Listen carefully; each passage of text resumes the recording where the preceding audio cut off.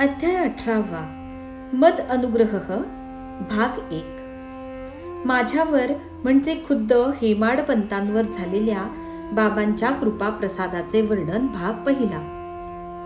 श्री गणेशाला नमस्कार असो, श्री सरस्वती देवीला नमस्कार असो, श्री गुरु महाराजांना नमस्कार असो, श्री कुलदेवतेला नमस्कार असो, श्री सीता व श्री रामचंद्र यांना नमस्कार असो, श्री सद्गुरु साईनाथांना नमस्कार असो.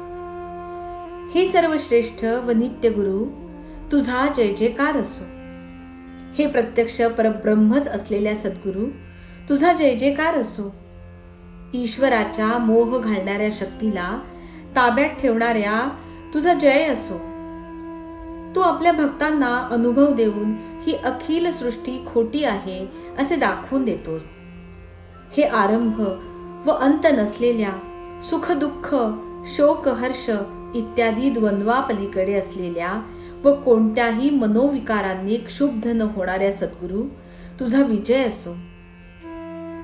आत्मस्वरूपाची ओळख करून देणारा तूच एक आहेस. मिठाची बाहुली सागरात अंघोळ करण्यासाठी शिरली तर ती बाहेर येईल काय, असे कधी घडणे शक्य नाही. तुझ्या बाबतीतही तसेच असते.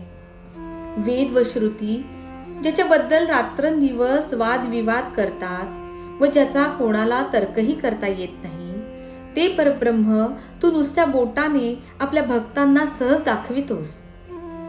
दैवयोग आलाच आणि एकदा का तुझा वेढा पडला की तेथे हा आपला किंवा हा परका असल्या हलक्या विचारांना जागा नसते. मागील अध्यायात ब्रह्माच्या गुंत्याचे उकलून स्पष्ट करणे झाले. ब्रह्मजिज्ञासूच्या लोभाचे आवरण ब्रह्मज्ञान प्राप्त होण्यासाठी कसा अडथळा आणणारे असते याचे वर्णन झाले. आता श्रोत्यांनी माझ्यावर झालेल्या अनुग्रहाची कथा आदराने ऐकावी, म्हणजे त्यांच्या मनाला बाबांच्या मार्गदर्शन करण्याच्या स्वभावाची प्रचिती येईल. ही सुद्धा एक गोड कथा आहे. ती मी जशीच्या तशी सांगतो. श्रोत्यांनी आपल्या कल्याणासाठी ती स्वस्थ चित्ताने ऐकावी. कथा ऐकण्यासाठी श्रोते तत्पर असले म्हणजे वक्त्याला उल्हास व उत्सुकता वाटते आणि दोघांच्या हृदयात प्रेमाचा पाझर फुटून ते आनंदयुक्त होतात. साईबाबा अगदी थोडा सुद्धा राग लोभ न करता ज्याचा जसा अधिकार असेल तसाच त्याला खऱ्या खुऱ्या मार्गाचा उपदेश करतात. कित्येकांचे असे मत आहे की गुरुने सांगितलेले दुसऱ्या कोणाला सांगितले तर ते विफल होते, परंतु हे केवळ काल्पनिक व अर्थाशिवायचे उगाचच ढोंग आहे.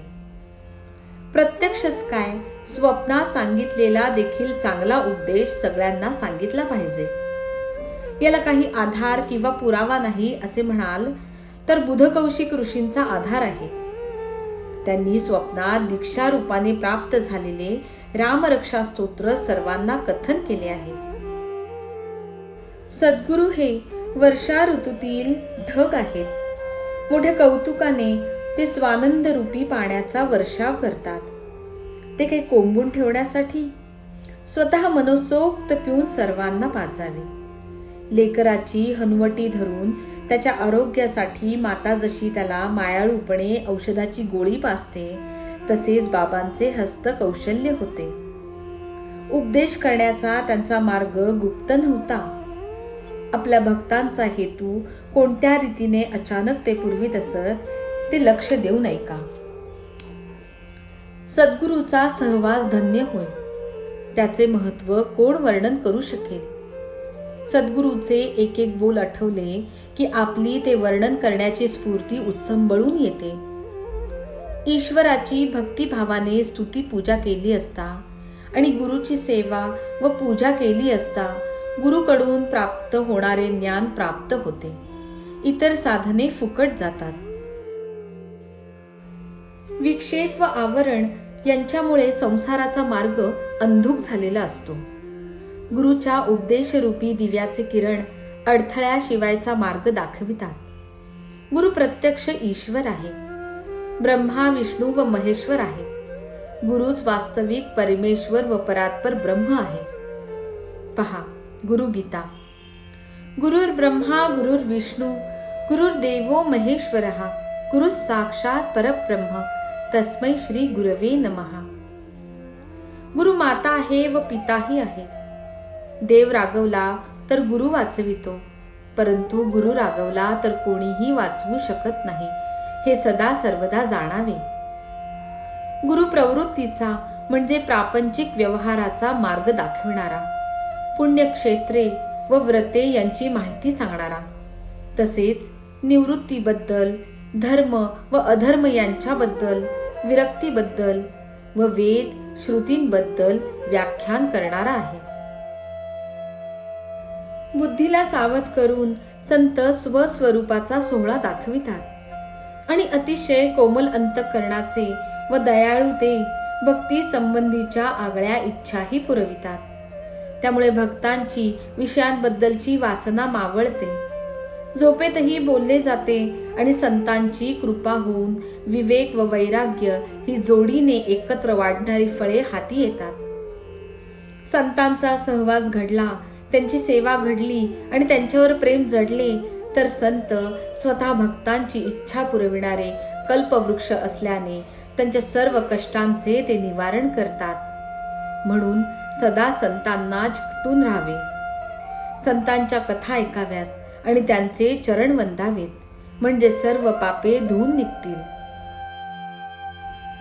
लॉर्ड रे हे मुंबई राज्याचे राज्यपाल असताना त्यांनी क्रॉफर्ड या नावाच्या मुंबई शहराच्या महापालिकेच्या आयुक्ताच्या कारभाराबद्दल चौकशी मांडली होती.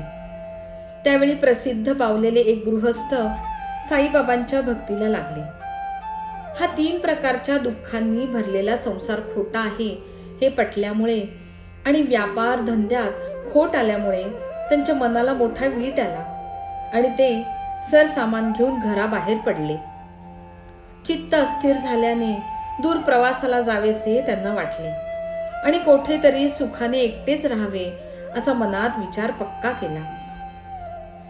जीव जेव्हा मोठ्या संकटात पडतो तेव्हा त्या कष्टावस्थेत त्याला देव आठवतो आणि मग तो देवाला एकसारखा हाका मारून त्याच्या पाठीशी लागतो. परंतु जोपर्यंत पापकर्मे करणे कमी होत नाही तोपर्यंत देवाचे नाव ओठावर येत नाही. पण ते एकदा का ओठाशी आले की मग त्या जीवाची भक्ती पाहून देव त्याची संतांशी भेट करवून देतो. तसेच या भक्ताचे झाले. त्यांना संसाराने फार बेजार केलेले पाहून त्यांच्या स्नेहांनी त्यांना हिताचा चांगला सल्ला दिला. तो ऐका. का हो, आपण समर्थ साईंच्या दर्शनाला शिर्डीला जा ना. त्या अत्यंत दयाळू संताला विनवा ना. त्यांचा एक क्षणही सहवास लाभला तरी लगेच आपले चंचल मन शांत होते, तात्काळ हरिचरणी जडते आणि मग तेथून परत येणे अवघड होते. देशोदेशीचे लोक तेथे जमतात, साई महाराजांच्या चरणी लोळण घेतात, त्यांच्या आज्ञेत वागतात आणि त्यांची सेवा करून आपले इच्छित मनोरथ प्राप्त करून घेतात. अशी साईबाबांची कीर्ती प्रसिद्ध आहे. लहान थोर सर्व त्यांना जाणतात. त्यांना जर तुमची दया आली तर तुमच्या दुःखाचे निवारण होईल. आजकाल शिर्डी हे मोठे पवित्र स्थान आहे. रात्रंदिवस येथे यात्रा चालू असते. तुम्ही सुद्धा दर्शन घेऊन पहा. संतांचे दर्शन नेहमीच कल्याणकारी असते. पाऊस न पडल्याने उदास व द्रव्यहीन झाले असता, ढगांनी अकल्पितपणे खूप पाऊस पाडावा किंवा भुकेने व्याकुळ झाले असताना जसे पंचपक्वान्न ताटात वाढले जावे, असेच त्या स्नेहांनी दिलेल्या सल्ल्याचे झाले. त्या भक्ताला तो सल्ला मानवला आणि अनुभव घेऊन पहावा असे मनाला वाटून त्यांनी शिर्डीचा रस्ता धरला. शिर्डीत पोहोचल्यावर बाबांचे दर्शन घेतले, पायी लोटांगण घातले आणि तात्काळ त्यांचे डोळे तृप्त होऊन मनाला समाधान झाले. सनातन, स्वयंज्योती, निरंजन म्हणजे अदूषित पूर्ण ब्रह्म साईंचे रूप पाहून त्यांचे मन सुप्रसन्न झाले. त्यांना वाटले पूर्व पुण्याईच्या बळाने हे पाय हाती लागले आणि दर्शनाने मनाला शांतता व निश्चिंतता लाभली. त्यांचे आडनाव साठे होते. ते निश्चयाचे मोठे पक्के होते. त्यांनी गुरुचरित्र पोथीचे पारायण नेम धरून खंबीरपणाने आरंभिले. सप्ताह पूर्ण होण्याच्या रात्री बाबांनी त्यांना दृष्टांत दिला. आपल्या हातात पोथी घेऊन बाबा स्वतः त्यांना अर्थ समजावून सांगू लागले. स्वतः आसनावर बसून समोर साठ्यांना बसवून गुरुचरित्राची पोथी घेऊन बाबा निरूपण करायला तयार झाले. बाबा ग्रंथाचे आवर्तन करीत होते. पुराणिकासारखे कथा सांगत होते आणि साठे स्वस्थ चित्त बसून श्रोत्याप्रमाणे आदरपूर्वक गुरुकथा ऐकत होते. साठे विचारात पडले की हे काय असे उफराटे. त्यांना मोठे आश्चर्य वाटले. त्यांचा कंठ प्रेमाने दाटून आला आणि ते म्हणाले, हे दयाळा साईनाथा, अज्ञानरूपी अंधकाराच्या उशीला मानेपाशी ठेवून वासनारूपी कुशीवर जे घोरत पडले असतील त्यांनाही तू जागे करतोस. अशाच प्रसंगी पहा, मला थापटी मारून गुरुचरित्र रूपी अमृत हे कृपाळा तू मला पाजलेस. असो, असा दृष्टांत पडल्यावर साठे संपूर्ण जागे झाले आणि ही घडलेली सगळी गोष्ट त्यांनी काकासाहेब दीक्षितांना सांगितली. ते म्हणाले, काकासाहेब, या दृष्टांताचा अर्थ काही कळत नाही. बाबाच ते जाणण्याला समर्थ आहेत. बाबांच्या मनात काय आहे हे समजत नाही. तुम्हीच त्यांना सर्व विचारा ना. गुरुचरित्राचा पाठ पुन्हा सुरू करावा की झाला एवढा पुरा समजावा. बाबांचा हेतू काय आहे ते विचारावे, म्हणजे मनाला शांती वाटेल. मग काकासाहेबांनी योग्य वेळ पाहून बाबांना साठ्यांच्या स्वप्नाबद्दल सांगितले आणि म्हणाले, देवा, या दृष्टांताने आपण साठ्यांना काय जाणविले? सप्ताह असा सुरू ठेवावा का येथून पुढे थांबवावा? आपण साठ्यांना याचा अर्थ स्पष्ट करून सांगावा आणि त्यांना मार्ग दाखवावा. साठे मोठे भावार्थी भक्त आहेत. त्यांच्यावर कृपा करून त्यांची इच्छा पुरी करावी एवढीच माझी आपल्या चरणी विनंती आहे. मग बाबांनी आज्ञा केली, एक आवृत्ती आणखी एकदा होऊ द्या. ही गुरुची पोथी वाचल्याने भक्त पापरहित होतात. या पोथीचे पारायण केले तर वाचणाऱ्याचे कल्याण होईल, परमेश्वर प्रसन्न होईल आणि संसारातील मोहाचे पाश सुटतील. बाबांनी साठ्यांना स्वप्नात दिलेल्या दृष्टांताचा माझ्या मते आणखी असाही अर्थ असावा. आपल्या हातात पोथी घेऊन बाबा त्यांना अर्थ समजावून सांगत होते. स्वतः आसनावर बसून समोर साठ्यांना बसवून पुराणिकासारखे निरूपण करीत होते. म्हणजे मला वाटते भक्ताने पोथीचे पारायण कसे करावे किंवा रोज ती कशी वाचावी याचे प्रात्यक्षिकच बाबा दाखवित होते.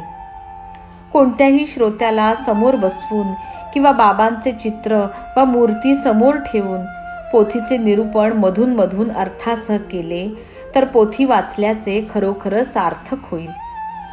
साठ्यांकडून पोथीचे आणखी एक पारायण करून घेण्यात साठ्यांनी या शिकवणीप्रमाणे पोथी पुन्हा वाचावी असा तर बाबांचा हेतू नसेल. असो, हे जेव्हा बाबा बोलले तेव्हा मी तेथेच बाबांचे पाय चेपीत होतो. मला आश्चर्य वाटले आणि मनात विचार आला, बाबा हे असे कसे? साठ्यांना अगदी थोड्या श्रमाने फळ मिळाले. माझी या पोथीच्या पारायणाची वर्षानुवर्षे तशीच गेली आणि साठ्यांना 7च दिवसात त्याचे फळ मिळाले. साठ्यांनी गुरुचरित्र 7 दिवसात एकदाच वाचले आणि मी तर गेल्या 40 वर्षांपासून ते वाचत आहे. त्याचा काहीच का विचार नाही. एकाला 7 दिवसात फळ आणि दुसऱ्याला 7 वर्षे, म्हणजे बाबांचे प्रथम दर्शन घडल्यापासूनची 7 वर्षे. तर दुसऱ्याला 7 वर्षे फळ न मिळता फुकटच का? हा दयारूपी मेघ केव्हा वर्षाव करील म्हणून मी चातक वाट पाहत आहे. असा एक दिवस येईल काय की ज्या दिवशी हा संत चूडामणी प्रसन्न होईल आणि मला उपदेश देऊन माझ्या मनाची हौस फेडेल. भक्तवत्सल, श्री गुरु साई यांची नवलाई पहा. माझ्या मनात जे विचार आले ते त्यांनी तात्काळ जाणले. अज्ञानामुळे अशाच कोट्यानुकोटी बऱ्या वाईट वासना माणसाच्या मनात लागोपाठ येतात. त्या सर्वांची जाण बाबांना असते. मन चिंती ते वैरी न चिंती ही म्हण सर्वांना खात्रीपूर्वक ठाऊक आहेच. इतर कोणाला आपल्या मनातले दुष्ट विचार कळत नसले तरी साई महाराज ते तात्काळ जाणतात. परंतु अतिशय कृपाळू अशी ती माऊली ते सर्व दुष्ट विचार पोटात घालते आणि परोपकाराच्या चांगल्या विचारांना योग्य वेळ पाहून चालना देते. म्हणून माझ्या मनातले ते विचार जाणून बाबा मला म्हणाले, उठ, त्या शाम्याकडे जा आणि 15 रुपये दक्षिणा घेऊन ये. त्याच्यापाशी थोडा वेळ बैस, एकमेकांशी गोष्टी करा आणि दक्षिणा देईल ती घेऊन लगेच परत ये. साईनाथांना माझ्यावर कृपा करावीशी वाटली म्हणून दक्षिणेचे निमित्त करून मला म्हणाले, आत्ताच्या आत्ता शाम्याकडे जा आणि माझ्यासाठी रुपये मागून आण. अशी आज्ञा झाल्यावर तेथे बसण्याची कोणाला हिंमत होईल? बसलो तर आज्ञाभंग होईल. म्हणून मी आज्ञा घेऊन तात्काळ उठलो आणि शामरावांकडे गेलो. शामरावही नुकतेच स्नान करून धोतर नेसत बाहेर उभे होते. स्नान नुकतेच आटोपून धुतलेली वस्त्रे नेसून ते तोंडाने नामस्मरण करीत होते. धोत्राची चूड म्हणजे निरी म्हणजे वस्त्रे नेसताना हाताच्या बोटांवर पाडलेली एकावर एक घडी घालीत होते. मला ते म्हणाले, काय मध्येच कोठे? मशिदीतून आलात वाटते. तोंडावर अस्वस्थता का बरे? असे आज एकटेच का? या बसा, मी आत्ताच न्हालो. हा पहा, धोतर चुणीत आलो. मी जातो आणि देवावर पाणी घालून लगेच परत आलो समजा. आपण पानाचा विडा खा, तोवर मी पूजा विधी आटोपून घेतो. मग आपण सावधानपूर्वक शांतपणे गोष्टी करू. माधवराव घरात गेले. मग तेथेच खिडकीवर नाथ भागवताची पोथी होती ती सहज हातात घेतली. दैवयोगाने ग्रंथ उघडला आणि कल्पना नसताना वाचण्यास आरंभ केला. तर सकाळी जो अर्धवट टाकून दिला होता तोच भाग वाचनात आला. मनाला खूप आश्चर्य वाटले. सकाळी जे वाचन आळसाने वाचायचे टाकले ते बाबांनी पुरे करविले आणि वर मला शिस्त लावून दिली. नियमन म्हणजे नियमाने वाचन. हे निश्चितपणे व संपूर्णपणे वाचून झाले नसताना ती नियमित उपासना अपुरी टाकून आपल्या जागेपासून हलू नये. आता या नाथ भागवता संबंधी थोडीशी गोष्ट ओघाने आठवली. ती टाळता येत नाही तरी श्रोत्यांनी ती आदरपूर्वक ऐकावी. गुरुभक्तीच्या रसाने पूर्ण भरलेले हे नाथ भागवत साईबाबांची कृपा पावलेले काकासाहेब दीक्षित दररोज वाचित असत. अखिल जगाच्या उद्धारासाठी नारायणाने ब्रह्मदेव रूपी भूमी जे पेरले, ज्यापासून ब्रह्मदेवाने नारद रूपी शेतात पिकाची कणसे उगवली, ज्या शेतातल्या पिकांच्या कणसांच्या व्यास मुनींनी 10 लक्षणांनी म्हणजे गुणधर्मांनी युक्त संग्रह केला, म्हणजे सृष्टीची उत्पत्ती, देव, वीर इत्यादी पुराणांसाठी लागणाऱ्या 10 लक्षणांनी युक्त श्रीमद भागवत महापुराण रचले, ज्याची शुकदेवाने परीक्षित राजारूपी खळ्यात निवडणी करून मळणी केली, ज्याला श्रीधर स्वामींनी हडप मारले म्हणजे सुपाने वारा घालून कचरा काढला, ज्याचे जनार्दन स्वामींनी माप केले व ज्यापासून पैठणच्या एकनाथ महाराजांनी स्वादिष्ट गोड अशा पुष्कळ पक्वानांचे जेवण तयार केले, त्या भागवत पुराणातील 11वा स्कंद म्हणजे भक्तिरसाच्या सुखाचा खजिनाच आहे. ते हे 32 खणांचे म्हणजे भागांचे म्हणजे अध्यायांचे जणू काय श्रीकृष्ण भगवानांचे क्रीडा करण्याचे स्थान काकासाहेब नित्य वाचित असत. या नाथ भागवताचे काकासाहेब दीक्षित दिवसा निरूपण करीत असत आणि रात्री भावार्थ रामायण वाचित असत. जो ग्रंथ देखील गुरुची आज्ञा म्हणून दीक्षितांना प्रमाणभूत झाला होता. नाथ भागवत म्हणजे भक्ती सुखरूपी अमृताचे सारच आहे आणि जणू काय ज्ञानेश्वरीचा दुसरा अवतारच आहे. खरोखरच हा एकनाथ महाराजांचा महाराष्ट्रावर मूर्तिमंत उदंड उपकार आहे. पहाटे स्नान करून नित्य कर्म, साई पूजन व इतर देवांची पूजा अर्चा, आरती व नैवेद्य वगैरे आटोपून दुधाचा प्रसाद व थोडा फराळ करून श्रोत्यांसह नित्य नियमाप्रमाणे दीक्षित ही पोथी सविस्तरपणे व आदरपूर्वक वाचित असत. ज्याच्या गोडीमुळे भगवत परायण तुकाराम महाराजांनी भंडारा नावाच्या डोंगरावर एकांतात 1000 पारायणे केली, त्याची गोडी काय वर्णावी. हा ग्रंथ महाप्रासादिक व दिव्य आहे आणि दीक्षित निष्ठावंत शिष्य होते म्हणून समर्थ साईंनी लोकांच्या उद्धारासाठी तो वाचण्याची त्यांना आज्ञा केली होती. या उद्धव गीतेत म्हणजे भागवताच्या 11व्या स्कंदाला उद्धव गीता असे म्हणतात.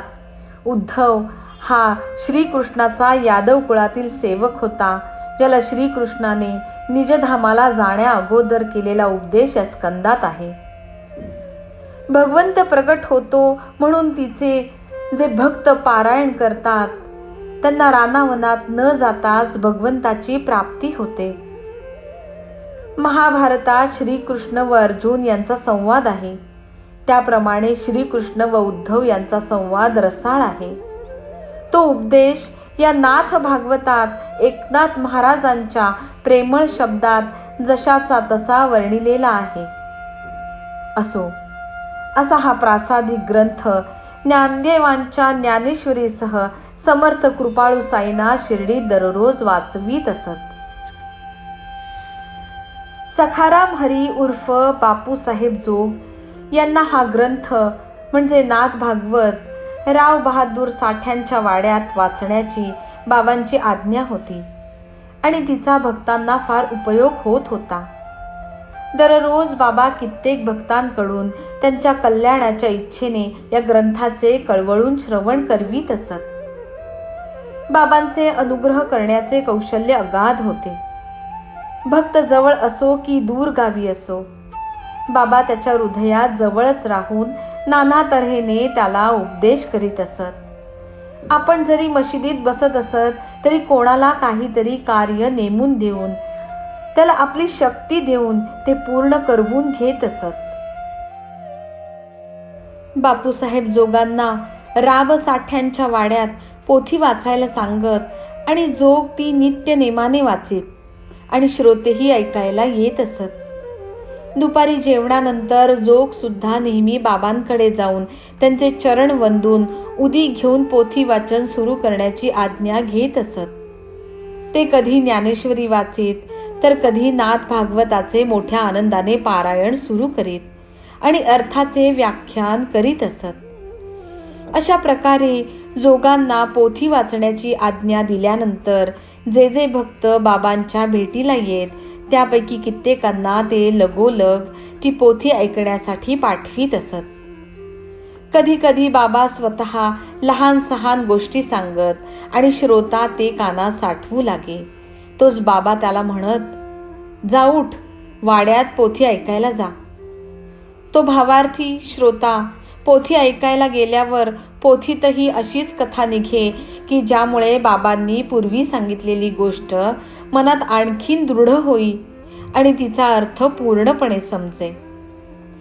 ज्ञानेश्वरांची ज्ञानेश्वरी किंवा एकनाथांची वाणी बाबांच्या गोष्टीचाच पुनरुच्चार करी आणि याचे श्रोत्यांना आश्चर्य वाटे. एखाद्या पोथीचा नेमका भाग वाचावा अशी आज्ञा नसतानाही बाबांनी आधी सांगितलेल्या गोष्टींच्या सुसंबंधाचा भाग पोथीत जोगांच्या वाचण्यात येत असे. भगवद्गीता व भागवत हेच 2 ग्रंथ भागवत धर्माचे सारभूत आहेत, जे जोग दररोज वाचित असत. भगवद्गीतेवरील मराठी टीका म्हणजेच ज्ञानेश्वरी, जिचे नाव भावार्थ दीपिका ही आहे, आणि भागवताचा 11वा स्कंद हा एकनाथ महाराजांच्या नाथ भागवतातील परमार्थ निरूपणाचा आधार आहे. असो, या भागवत धर्माच्या रूढीप्रमाणे नित्यकर्म म्हणून मीही ते नेहमी वाचित असे. परंतु त्या दिवशी त्यात खंड पडला. त्यातील एक कथा अर्धी वाचली आणि मंडळी मशिदीत जाण्यासाठी निघाली. मी ही पोथी वाचता वाचता तशीच ठेवली आणि मशिदीकडे धाव घेतली.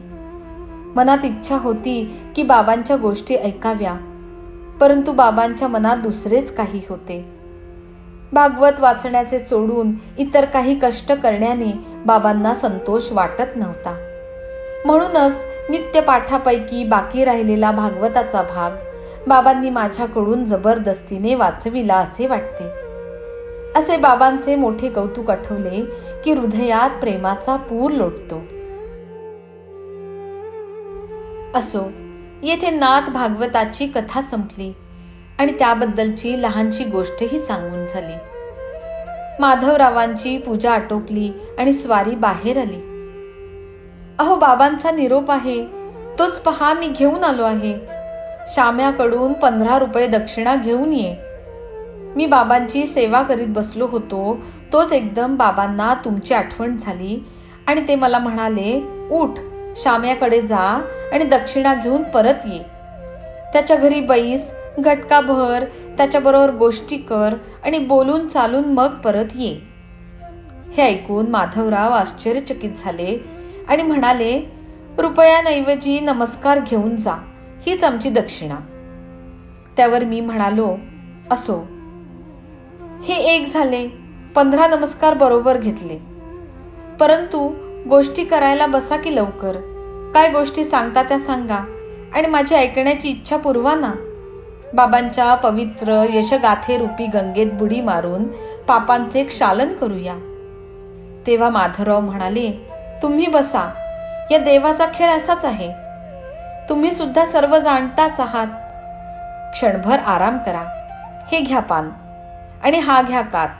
डब्यात चुना व सुपारी आहे. हा मी एका मिनिटात डोक्यावर टोपी घालून आलोच.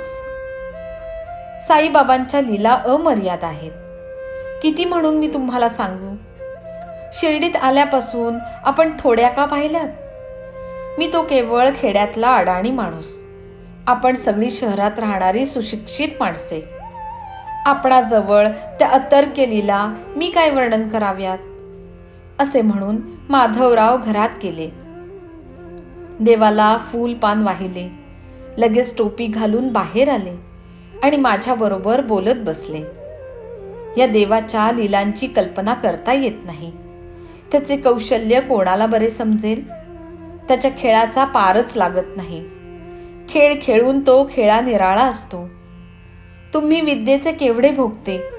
एकाहून एक विद्वान आम्हा गावढळांना बाबांचे हे न समजणारे चरित्र कसे कळणार.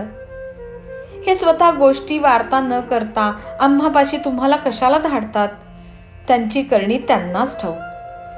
त्यांचे वागणे माणसाचे नव्हे. आता ओघाने एक गोष्ट आठवली आहे तर काहीतरी गोष्टी करून वेळ साजरी करूया. आमच्या प्रत्यक्ष दृष्टीसमोर घडलेला प्रकार मी कथन करतो. ज्याच्या मनात जसा निश्चय असेल तसा बाबा पार पाडित असत. परंतु कधी कधी ते माणसाचा फार अंत पाहत असत आणि भक्ताच्या भक्तीची व प्रेमाची परीक्षा घेतल्यावरच उपदेश देत असत. उपदेश हा शब्द कानी पडताच मला साठ्यांच्या गुरुचरित्राची गोष्ट आठवली आणि जणू काय माझ्या चित्तात एकदम वीजच चमकली. श्याम्याकडे मला पाठवण्याची बाबांची ही योजना मशिदीतील माझ्या चंचल मनाला स्थिर करण्यासाठी तर नसेल ना. बाबांची करणी विलक्षण असते. असो, ही जी वृत्ती उठली ती मी मनात तशीच दाबून ठेवली. कथा ऐकण्याची इच्छा दुप्पट वाढली आणि ती पुरवण्याचा मी निश्चय केला. मग बाबांच्या थोड्यात थोड्या गोष्टी सुरू झाल्या आणि त्यांची भक्तवत्सलता पाहून मला आनंद वाटू लागला. नंतर श्यामरावांनी आणखी एक कथा सांगितली. ते म्हणाले, एक देशमुखीण होती. तिच्या मनात आले की संतांची भेट घ्यावी. साईबाबांची कीर्ती ऐकून संगमनेरच्या लोकांबरोबर ती बाई बाबांच्या दर्शनाच्या ओढीने शिर्डीला आली. खाशाबा देशमुखाची ती आई होती. राधाबाई तिचे नाव होते. साईबाबांच्या चरणी निष्ठा ठेवून तिने त्यांचे दर्शन घेतले. दर्शन यथास्थित झाले. वाटेचा थकवा गेला आणि श्रींच्या पायी प्रेम जडले. तिला आपल्या उद्दिष्टाची आठवण झाली. तिच्या मनाची तीव्र इच्छा होती की साई समर्थांना गुरु करावे, म्हणजे ते योग्य उपदेश करतील आणि आपला परमार्थ साधला जाईल. बाई वयाने म्हातारी होती आणि तिची बाबांवर अत्यंत निष्ठा होती. बाबांकडून काहीतरी उपदेश घ्यावा असा तिने मनात ठाम निश्चय केला. जोपर्यंत बाबा माझ्यावर कृपा करून एखादं स्वतंत्र कानमंत्र मला देत नाहीत, तोपर्यंत शिर्डी सोडून दुसऱ्या ठिकाणी जायचे नाही असे तिने ठरवले. साईबाबांच्या तोंडचा मंत्र घ्यायचा. इतर ठिकाणचा घेतला तर तो पवित्र नव्हे. श्री साईबाबा पुण्यकारक महान संत आहेत. तेच माझ्यावर अनुग्रह करोत असा अंतःकरणात दृढ निश्चय करून त्या बाईने खाणे पिणे वर्ज्य केले आणि धरणे धरून बसली. आधीच ती वयाने म्हातारी, पोटात तिळभरही अन्न नाही आणि घोटभर पाणीही नाही. उपदेशावर श्रद्धा भारी. म्हातारी 3 दिवस रात्रंदिवस उपाशी राहिली. जोपर्यंत बाबा उपदेश देणार नाहीत तोपर्यंत तिने अन्न पाण्या वाचून व्रतस्थ राहण्याचे ठरविले. मंत्राचा उपदेश घेतल्याशिवाय शिर्डीचे जाणे येणे काय कामाचे. मुक्कामावर उतरल्या जागी तिने धरणे धरले आणि कठीण प्रसंग उभा केला. अन्नपान सोडले आणि 3 दिवस तप केले आणि ती देशमुखीण थकून अगदी उदास झाली. माधवरावांना विचार पडला की हा प्रकार बरे नव्हे. या नशिबाला काय म्हणावे. म्हातारी तर मरणाला भीत नाही. मग ते मशिदीत बाबांपाशी जाऊन बसले आणि बाबा त्यांना नित्याप्रमाणे काळजीने कुशल वृत्त विचारू लागले. श्यामा, आज काय विचार आहे? खबर सर्व ठीक आहे ना? तो नारायण तेली म्हणजे हा शब्द एखाद्या अंतस्थ दुष्ट वृत्तीला अनुलक्षून वरच्यावर बाबा म्हणत असत. तो नारायण तेली फार बहकला आहे आणि मला अतिशय छळत आहे. आधीच म्हातारीचा निर्धार पाहून श्यामा दुःखी होता.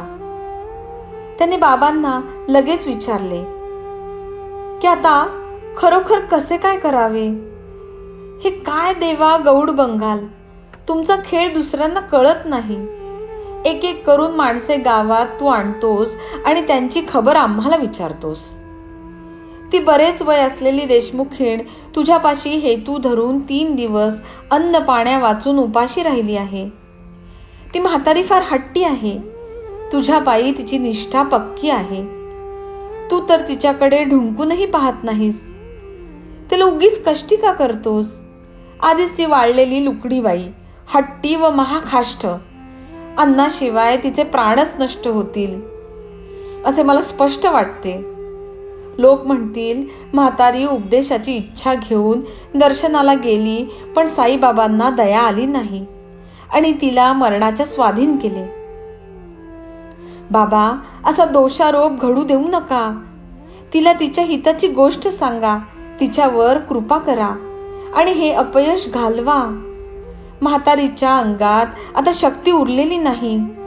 तिचे प्राण कासावीस होतील. ती मरून जाईल आणि तुमची दुष्कीर्ती होईल. म्हातारीचे व्रत पुरे होणे फार कठीण आहे. आम्हाला मोठी चिंता पडली आहे. दुर्दैवाने म्हातारी मेली तर वाईट गोष्ट घडेल. म्हातारीने त्रागा मांडला आहे. तिच्यावर तुम्ही कृपा दया केली नाहीत तर तिची मला धडकत दिसत नाही. बाबा, आपल्या तोंडाने तिला काहीतरी सांगा. आता अध्यायाची मर्यादा संपली. श्रोत्यांची पुढची गोष्ट ऐकण्याची इच्छा पुढच्या अध्यायात भक्तिरसाची जोड मिळून खरोखरी पुरी होईल. पुढे बाबांनी प्रेमळपणे त्या म्हातारीला जो उपदेश केला तो काळजीपूर्वक ऐकाल तर अविद्येचे धरणे उठेल.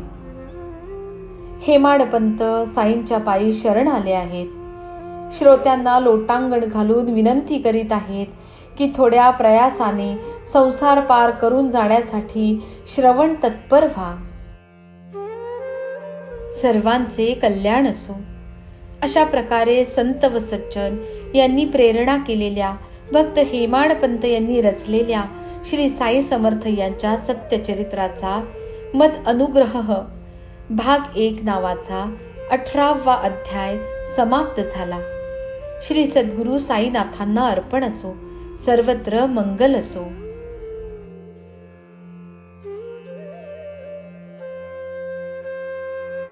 शिर्डी सजाचे लागतील पाय, टळती अपाय सर्व त्याचे. माझ्या समाधीची पायरी चढेल, दुःख हे हरेल सर्व त्याचे. जरी हे शरीर गेलो मी टाकून, तरी मी धावेन भक्तांसाठी. नवसास माझी पावेल समाधी, धरा दृढ बुद्धी माझ्या ठाई. नित्य मी जिवंत जाणा हेची सत्य, नित्य घ्या प्रचित अनुभवे. शरण मज आला आणि वाया गेला, दाखवा दाखवा ऐसा कोणी. जो जो मज भजे जैसा जैसा भावे, तैसा तैसा पावे मीही त्यासी. तुमचा मी भार वाहीन सर्वथा, नव्हे हे अन्यथा वचन माझे. जाणा येथे आहे सहाय्य सर्वांच, मागे जे जे त्यास ते ते लाभे. माझा जो जाहला काया वाचा मनी, तयाचा मी ऋणी सर्व काळ. साई म्हणे तोची तोची झाला धन्य, झाला जो अनन्य माझ्या पायी.